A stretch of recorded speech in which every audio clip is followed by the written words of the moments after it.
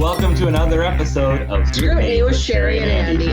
I'm Andy Vargo, and this is my bestie, Cheri Hardman. We decided to do something. Yeah?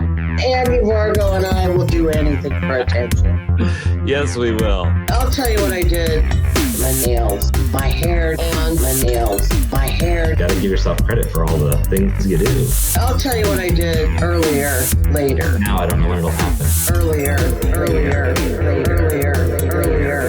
And we're here to discuss my nails, my hair, and Being the best at no matter what it is that you're doing. Now I don't know when it'll happen.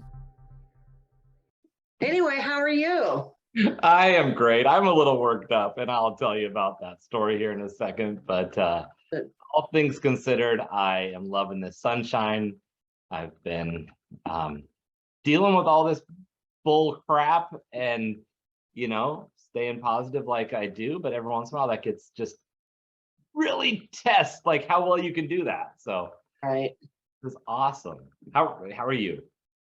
I'm okay. I stayed home sick today, and I'm not 100%, but I was just talking to one of Andrew's casework. Andrew has two caseworkers. We always have the evil one, and then we have the nice one. Uh-huh.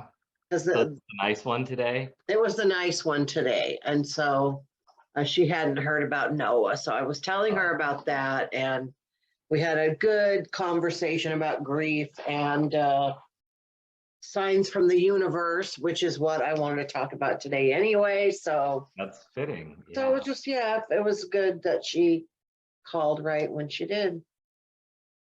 Good. Yeah. So can I be pissed off and rant now?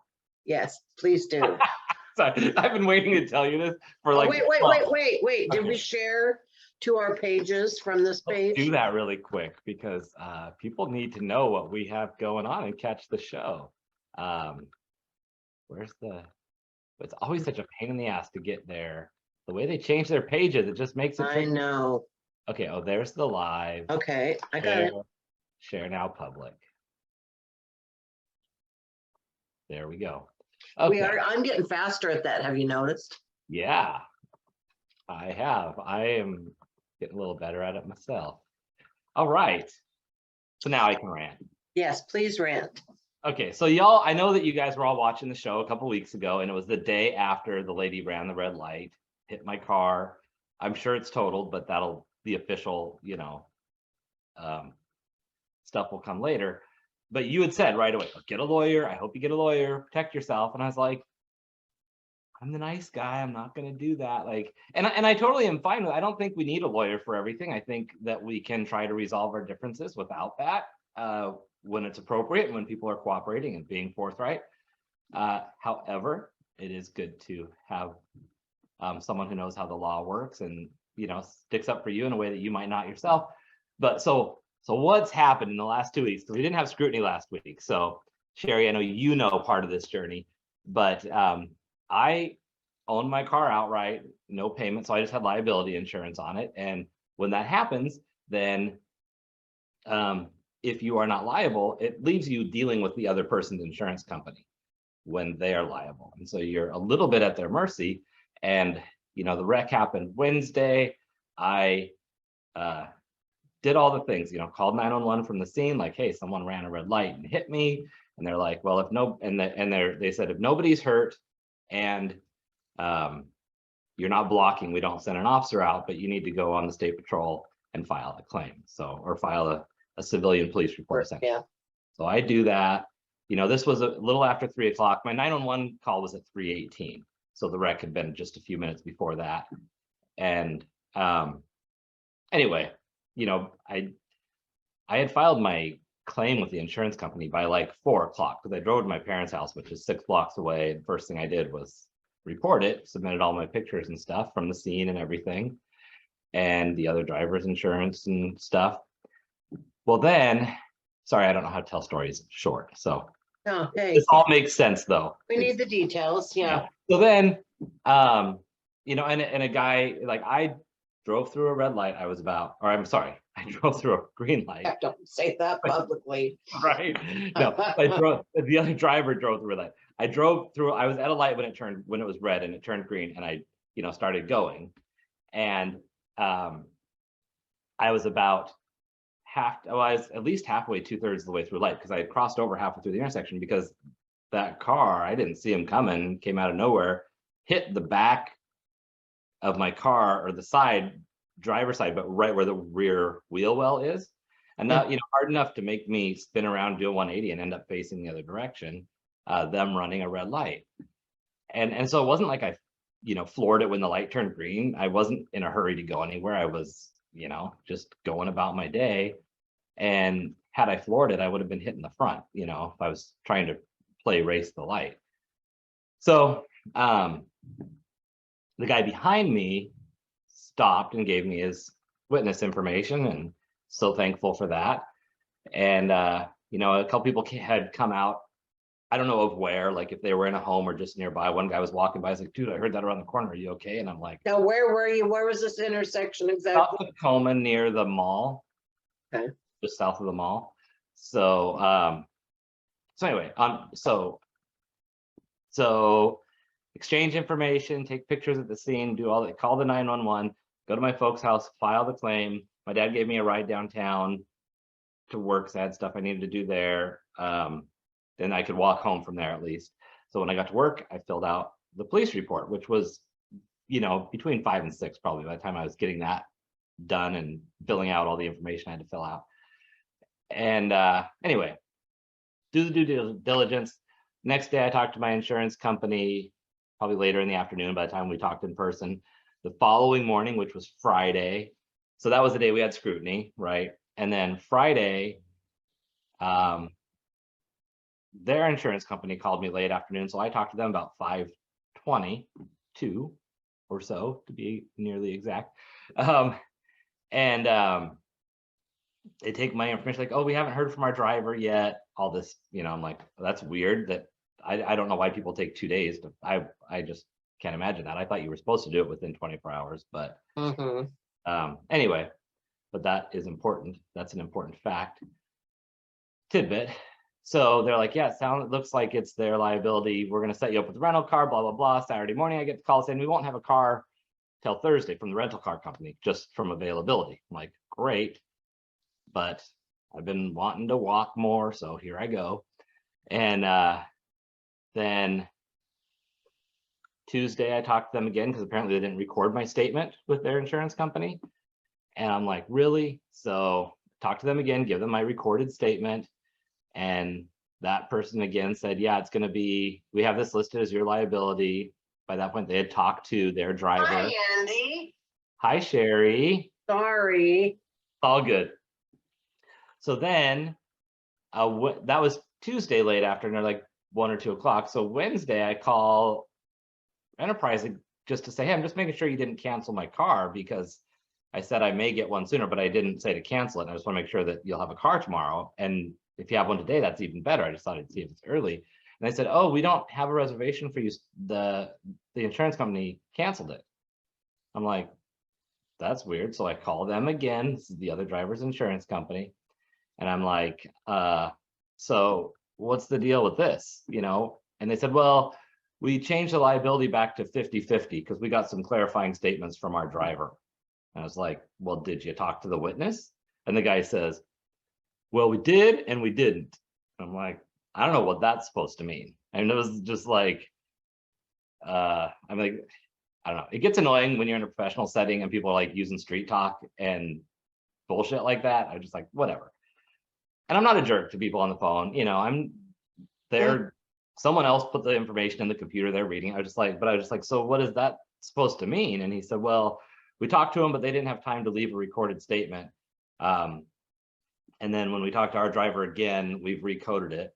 So I'm like, okay, so you said it was covered. Now you're saying it's not.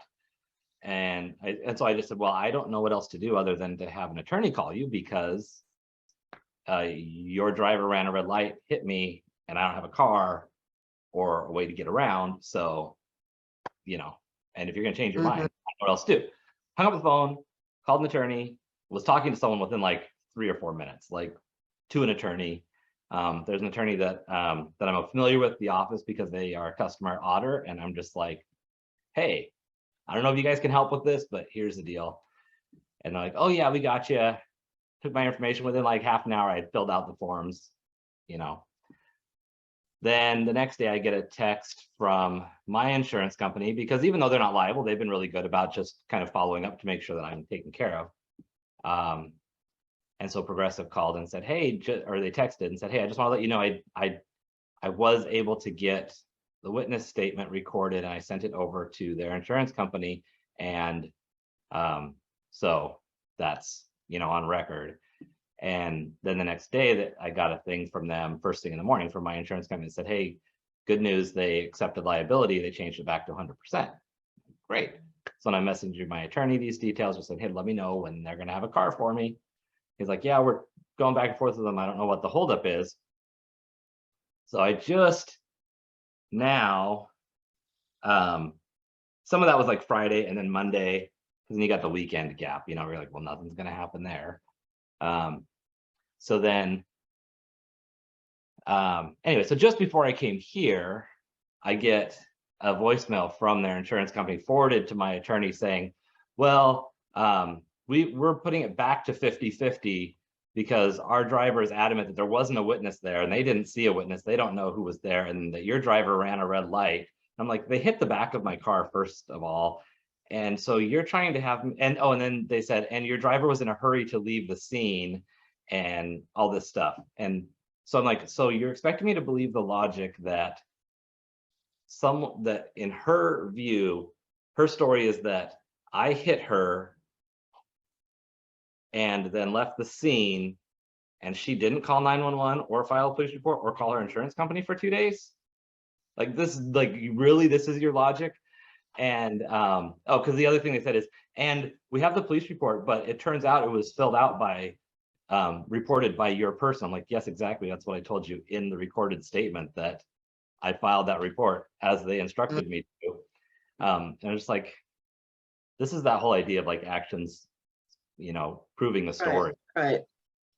So anyway, so that was like, you know, half an hour ago's news. I'm just like, oh my God, I'm so like having a breakdown right now. But I had my moment, talked to my lawyer for a few minutes, and he's like, you know, just when I think I've seen it all, like usually when there's a witness involved and stuff, like then that kind of seals the deal.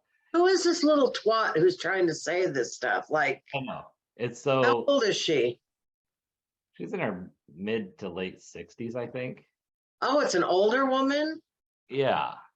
And also, here's the thing, like she could have taken pictures at the scene. She could have, I gave her, you know, I let her take a picture of my ID and my insurance card, just like I took of hers. And she had her phone functioning. She called her husband because he was going to come see if her car was running to drive home. And so at that point I left. I was like, well, I'm going to just see if mine will run and I'm going to go. And it's like, so your phone was functioning. You didn't call 911. You know, it's like, if you thought this was the case, this is the logic that would follow. But Right.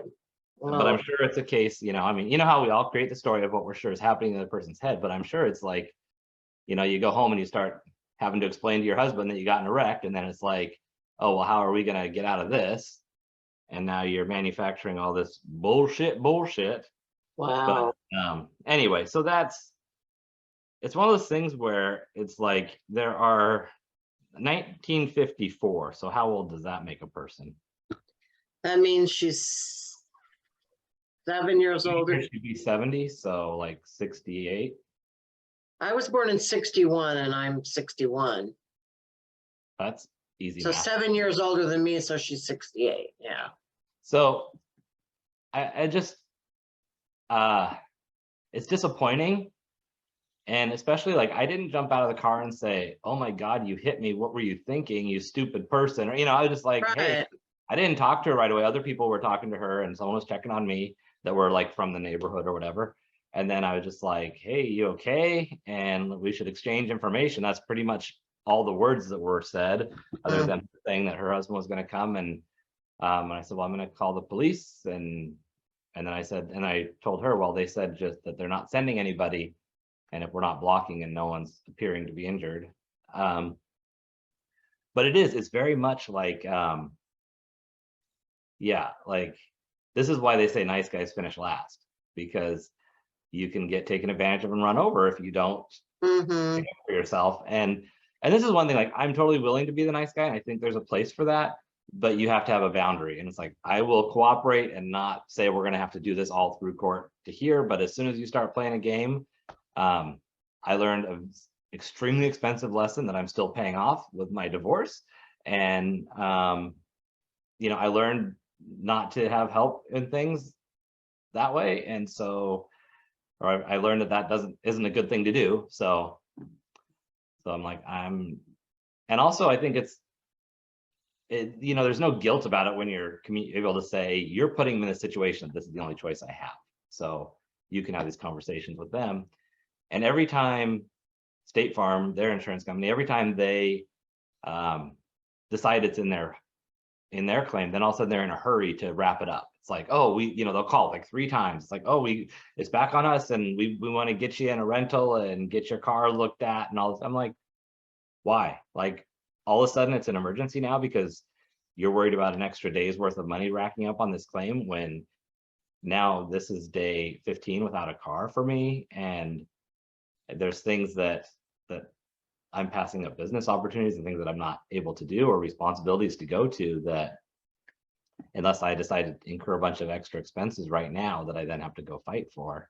So anyway, that's my rant.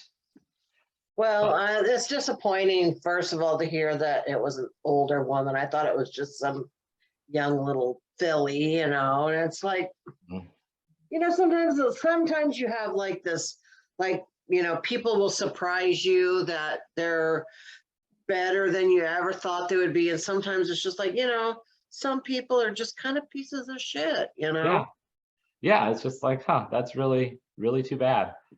And it's disappointing because you want to believe, I lead with believing the best in people, even when they screw up or mess Right. up. Maybe they were trying to watch out for themselves. Maybe they understood something wrong. Like, not that I'm gonna, fall for it twice, or like, that's one thing, is I have learned to believe in the best in people, but still keep my guard up to protect myself. And that's, I think sometimes people think that it's bad or naive or wrong to see that there's the possibility of good in people, but doing that doesn't negate the fact that you can still stick up for yourself. So Right. So this is my world. And then supposedly tomorrow they're supposed to have a final answer. And I was like, so does that mean we weren't supposed to believe you any of the other times that you've had a judgment where you've and this is the fourth time now, because it was 100% them, 50-50, 100% them, back to 50-50. So this will be a 5th decision on their part, which is supposedly final. Now, what they have State Farm, did you say? Yeah. So that is pain in the butt. But outside of that, I have been getting a lot of writing done. I'm cruising along on a couple books, and I was at work, and this was like kind of making me boil a little bit. And I was down at Otter, and I just looked at Trevor, and I was like, my vibrations are off. I need to be attracting good, and I don't have time to focus on this because I need to focus on the other. And so if anybody wants to know how to help, buy a book. That's the best, buy a product or a service from me. I am replacing. And then buy that off your website. You can buy it off my web. If you're in the US, it's easiest to buy it from my website because I can ship it to you, or it's great. You can buy it on Amazon, especially if you're not in the US, because shipping costs outside of the US are extremely expensive. So yeah, but anyway, just the more I sell, the more money I have for a new car. And just a tip for everybody, be careful what you manifest, because 2 weeks ago I was manifesting losing weight and buying a new car, and son of a bitch, the next day my car got hit and I'm walking everywhere. So I'm losing weight and I'm getting a new car, but this is not how I envisioned it. It's like your Aunt Clara on Bewitched, like she makes stuff happen, but it's always like in the wrong way, Yeah, exactly. Not quite what you want. It's like, thanks for trying to be helpful. Poor Andy. Good. So speaking of what the universe is bringing to you, Yeah, well, it's just interesting because, a lot of people think that that's all mumbo jumbo, the universe. And my mom's like, why do you call it the universe and not God? And it's like, well, to me, it's a force. It's all the same thing. right? Get a little I better. think Well, some people, it's a force. Sorry, that was my fault. I was checking. Some people tune into it or Mhm. try, some people don't, and some people believe this and that. I firmly believe that a lot of times, like if I keep hearing something, that there's a reason, and something is trying to tell me something, right? Yeah. And so, like you and I told you this the other day, but I went to Austin last week for the Austin comedy competition, Mhm. and this is what I keep thinking too. I got second place, but here's the deal. Like when they awarded it, it was not like third place goes to, second place go. It was just like so-and-so won, and then it was over. And then Adam at some point came over and said, you got second. And then I thought, oh, what if he so went no to one everybody even else? knew. What if he went to everybody else and said, you got second? That's funny.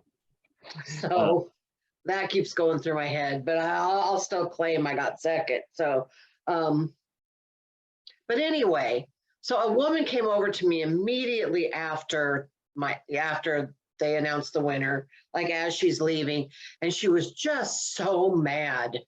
Like, I Right. can't believe he won. Like, you should have won. Like, your set was so much more emotionally intelligent, and on and on and on. But the fact that she used emotionally intelligent to me meant a lot, because that's really what I'm trying to go for with my Right. comedy, not just like, haha, this is funny, but I'm really trying to say what it's like to be me, or a woman like me, or a older woman aging in society, blah, blah, blah, or having a disability and how to navigate that. So I felt really touched that she said that. That was like very high praise. Mhm. But then later on that night, I'm in my hotel. Now I saw some guys out on the street like, oh, you're really funny. And, that's really what you usually want to hear after a set. Is Yeah, you usually get kind of I don't want to say generic, like it's a compliment, but it's not a specific. It's just, hey, Yeah, I good love your set, set. you You were made me laugh. funny. You were funny. Yeah. Why are you on stage? Shut up. Right. I know. Who hired you? Who books this? No, but Don't quit your day job. there were some older people, and I just mean like a little bit older than me. Mhm. But most of the people and most of the audiences anywhere in Austin, they're all young, Yeah. 20s, 30s. And so I looked and I see these people getting in the elevator, and he's like, hey, tonight you're emotionally right there, like good job. And and I was like, I said, were you at the show? Like, I didn't know what he's talking about. I'm like, were you at the show tonight? And he's like, yeah, good job. And then the elevator went away, just that blip of like an angel popping in or something, just like. I'm like, I was emotionally right there. What the fuck does he mean? I didn't really know like what to do with it. But then a couple of minutes later, he came back down by himself and said, can I take a selfie with you? Like, all excited. And I'm like, sure. And then I go, well, we took it. It was cute, and then I went to give him my card, and he's like, oh, I don't need that. I already follow you on Instagram. I'm like, oh, okay.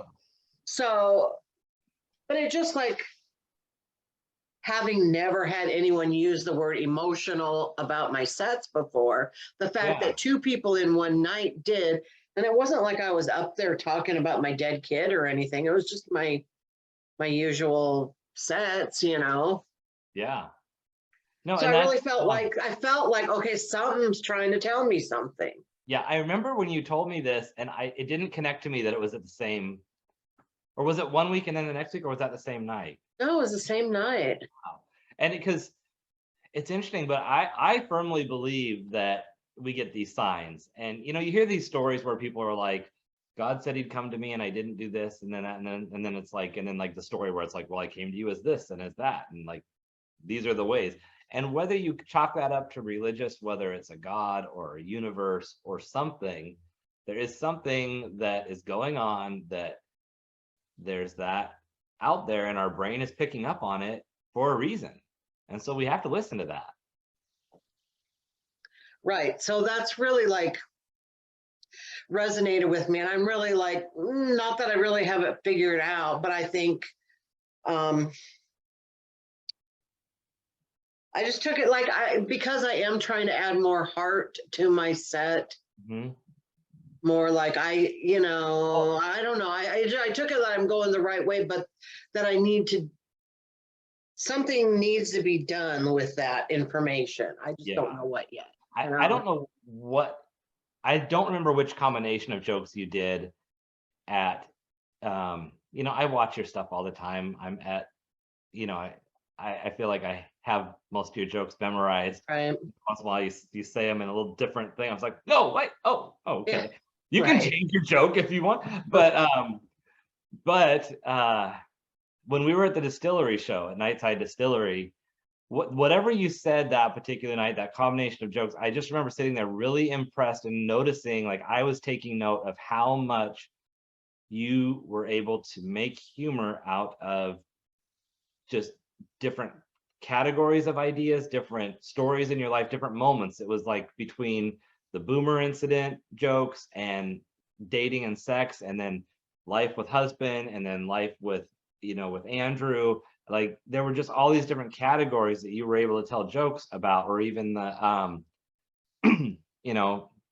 working in a school. Like there are so many things that are part of your day and your life that you brought humor and pulled it out from anything. And I just was like, that's what's so impressive to me. And I picked up on it that particularly, like I saw it in a different light. And like I got a little emotional, but I don't know that like that word didn't come to mind at the time, but I think, it's neat that two different people saw that aspect outside of just, here's someone trying to get a cheap laugh out of somebody. Right.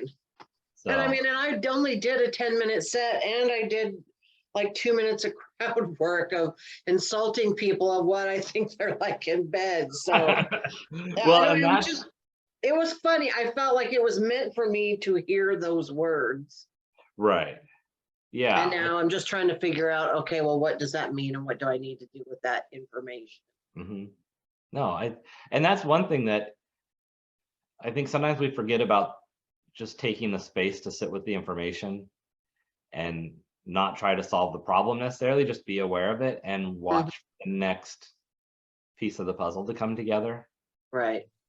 And so then now, like feel like I have another like thing going on. Like ever since Noah died, I have had a physical problem that just keeps moving from one part of my body to the other. Now it's in my neck. And I realized because it happened right after Noah died, that it's my body handling the stress poorly, And so, well, I'll tell that story later. But so right now it's in my neck. So anyway, I didn't go to work today, and it was really bothering me yesterday.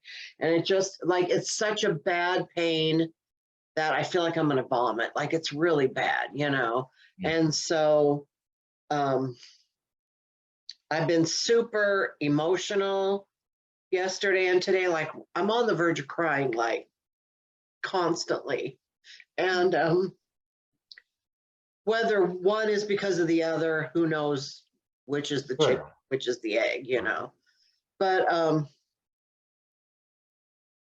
so I decided I'm going to stay home today because I don't feel good. And I went to open mic last night, and it wasn't an ideal situation. And I just wasn't really in the frame of mind to be there. So I totally bombed. And I don't even care about that. But I went to the bathroom and cried. And then I came home and I cried in the driveway. And then I just out of the corner of my eye caught this, I don't know, I've never seen a comet or a shooting star or anything like that. Personally, never have. And all of a sudden, there was something that just flew across the sky. Wow. Right when I was like, and I was like crying, like there's like crying like when I well up like this, but then there are times when I do the big cry, or like sometimes even when I'm driving down the street where I know like nobody can hear me, I'll just scream. And I've just been screaming lately, like, I don't want you to be dead. I don't want to have a dead kid, you know. And it's like the emotions that are coming up, and so it was like, it was one of those kind of cries, and it was just, I felt like that was just like, I can hear you. I just want you to know I hear you, you know, is what that felt like. I'm here still. Yeah, but then I went and I dreamed, and in the dream, I had, see, I've been carrying Noah's wallet since he died. Yeah. And, you know, sometimes I look at it and I'm like, this is such a, like, I wonder if people are wondering why I have a dude's wallet. It's like an obvious dude's leather wallet, you know, doesn't really matter. But, so in the dream, like someone's driving me in a car and I have a new wallet that I got for Christmas. It's like pink or something. And so I'm taking the stuff out of Noah's wallet and putting it into this new wallet and kind of feeling hesitant about doing it. But then I said, do you want this wallet? And then I saw that Noah's ID was still in it. And then I looked and it was Noah driving the car, and it was Noah's car I was in. And I was like, stop driving, you're dead. You can't drive, you're dead, you know. And It's so weird I was in like, dreams by that logic. I know. So then I made him pull over, and he pulled over, and I got in the driver's seat. And then Andrew was in the back seat. I don't even know what it means, but it's just like, does that dream just mean quit letting Noah drive your life because he's dead? Oh, wow. Or was that Noah, you know, people don't really say that usually anytime you're dreaming about them, that's them trying to reach you. So I don't really know. So it's like now I've got all this stuff that I'm like, okay, what does this mean? I don't know really what that meant, but I mean, I woke up upset and stayed up for quite a few hours and then just went back to bed and just slept all day. But I don't know. So I just feel like things are reaching out to me. And I also know, like, when you go crazy. Well, that's the thing. Like, it's a borderline, right? Of like, okay, this is, You know, am I anyone losing that it, usually or is this like, sign from the universe? right, people that have like schizophrenia and stuff, they're seeing signs all over the place, and You need to write things that are down. talking to them, you know. You need to write that down as a punchline. Am I losing it, or is this a sign from the universe, or am I actually losing it? So yeah, so that's going on with me right now. I'm sorry. That's just, there's a lot there. Yeah, so I don't know. I would love to hear any input that anybody has. Other people's input usually doesn't mean much to me, but sometimes when you're so close to it, you might be missing it, you know. You were texting with Flo? No.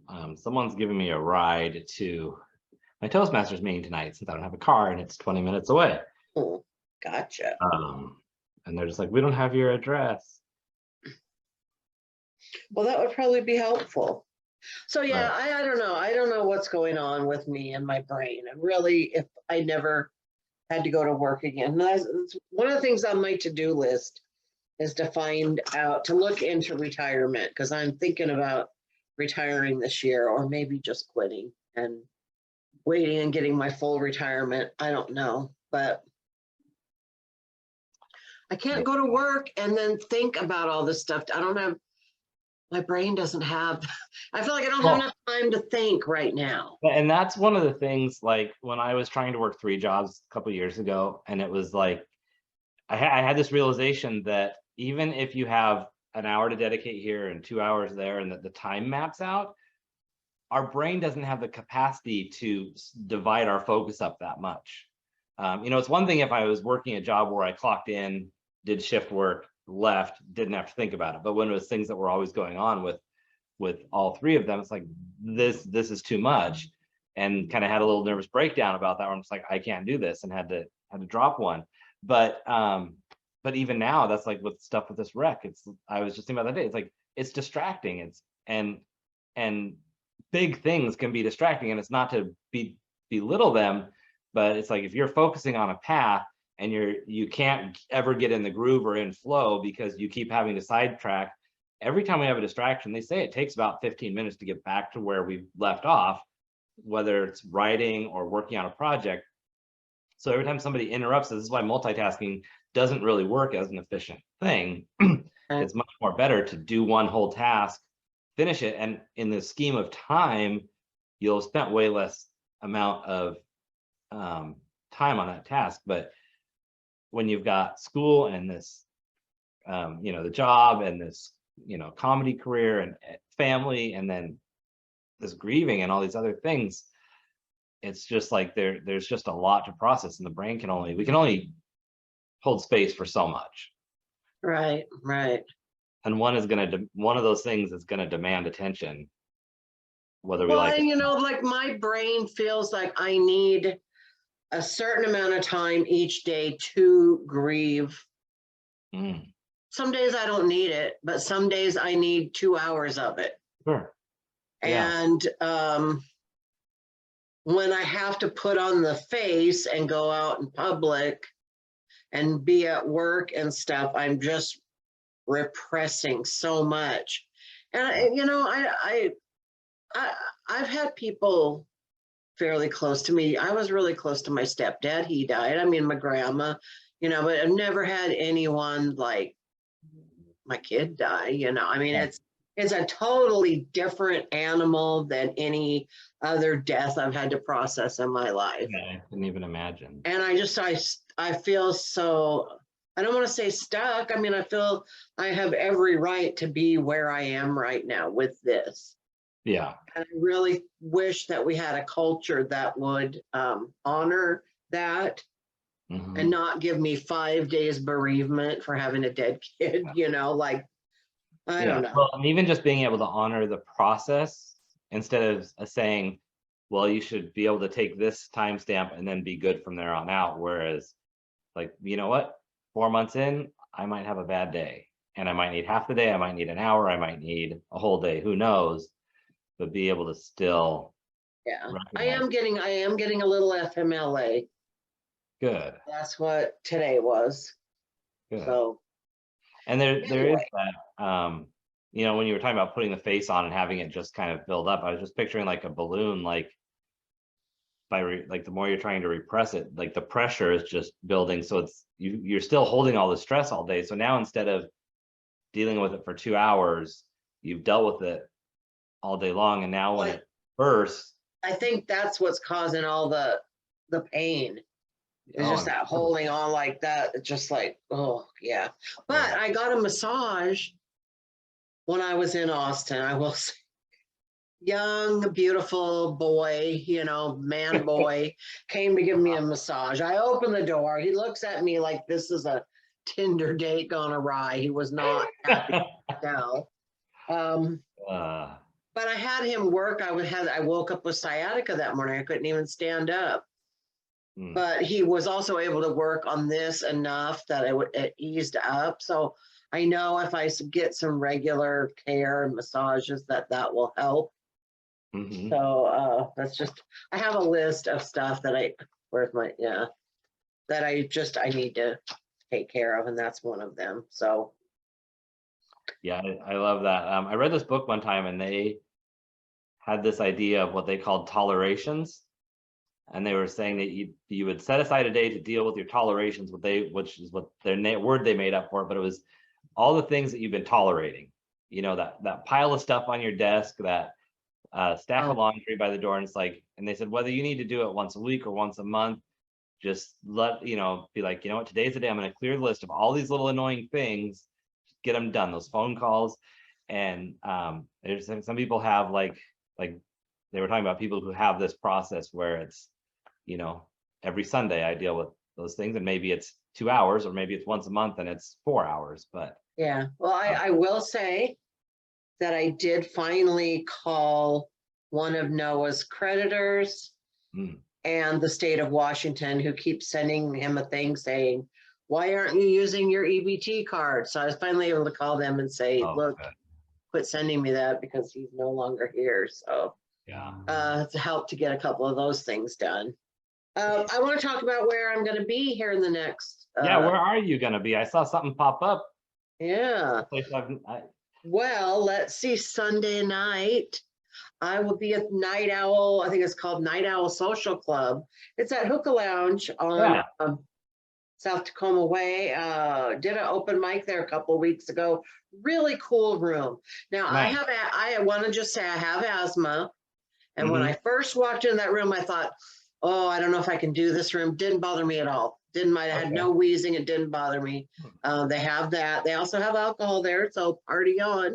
Nice. And it just really has a cool vibe and it looks really cool. And so I'm excited about that. Remind me to tell you something off camera about a prediction I have for that night. All And right. I'm really excited. Juan Carlos is I thought you producing posted and that. hosting it. And I fucking love Juan Carlos. He's the sweetest man around. Oh, he's great. Yeah. And then Saturday the 22nd, I will be in Ording. Fuck, I didn't write. I don't have it right in front of me where I'm going to be in Ording. Is it L&M Firehouse? I don't know. Let me look. So unprofessional, Ms. Hardman. Well, Um, Sherry figures out her crap. Let me look really quick. I'll sit here and give you this recorded message. Don't forget to check out awkwardcareer.com to pick up one of the amazing books by yours truly, Andy Vargo. My favorites are Own Your Awkward Life Changes, which is a whole set of program that walks you through taking the emotion out of change so you can take it the direction you want to go. And for a little fun, you can check out Those Awkward One-Drive Stands, which tells the stories of my time as a rideshare driver around the Tacoma area and what's really happening when your neighbors get in the car. And for something a little bit less serious, but helpful, check out the Awkward Journal series, where you can pick 3 things per day to reflect on that you're going to do the next day to make that day better. There are 5 different journals, each one is a different area of focus. I think I Sherry am incorrect. I will not be in Ording. I will be in Shelton. will be in Shelton because I think she's El going to be in Oregon. Serape Cantina in Shelton with Tommy fun. T, or excuse me, Tom Hermison and Drew Wilson McGrath. So that's with Joke Masters Comedy. So That sounds why did fun. I write? Well, I don't know why I wrote Ording. I think I just am wrong. Cheri is going to be in Ording with me on November 10th.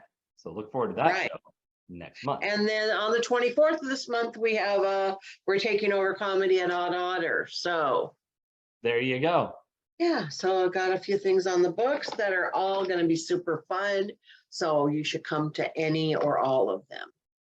And I just want to thank everybody for the book sales that are starting to pour in and the reviews, because the reviews really help too, because that helps it rank higher. So the more reviews the book gets, you don't even have to write one. It's great if you take the time to do that, but even just clicking the little 5-star, that helps it show up better because people see it and they go, oh, look. So, so I appreciate it.